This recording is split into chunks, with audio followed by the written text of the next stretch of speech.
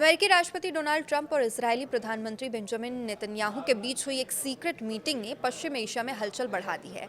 अब एक रिपोर्ट की माने तो ट्रंप ने संकेत दिया है कि अगर ईरान के साथ चल रही परमाणु बातचीत किसी नतीजे पर नहीं पहुंचती तो अमेरिका ईरान के बैलिस्टिक मिसाइल कार्यक्रम पर इजरायली सैन्य हमले का सपोर्ट करेगा।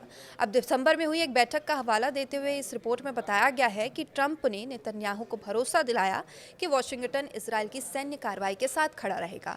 अब अमेरिकी राष्ट्रीय सुरक्षा अधिकारी इस बात की योजना बना रहे हैं कि इस संभावित हमले में अमेरिका किस तरह मदद कर सकता है और इसमें इजरायली लड़ाकू विमानों को हवा में ईंधन उपलब्ध कराना और हमले के लिए सुरक्षित हवाई मार्ग सुनिश्चित करने जैसे जो महत्वपूर्ण पॉइंट्स हैं वो शामिल है।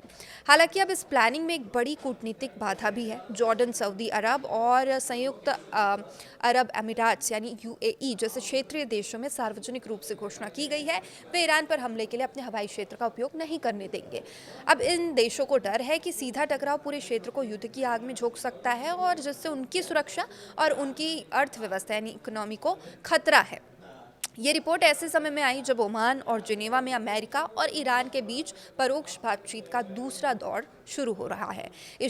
ईरान के विदेश मंत्री अब्बास अंतर्राष्ट्रीय परमाणु ऊर्जा एजेंसी के प्रमुख राफेल ग्रासी से मिलने वाले हैं और वर्तमान में सबसे बड़ी चिंता ईरान के पास मौजूद 400 किलो से अधिक समृद्ध यूरेनियम है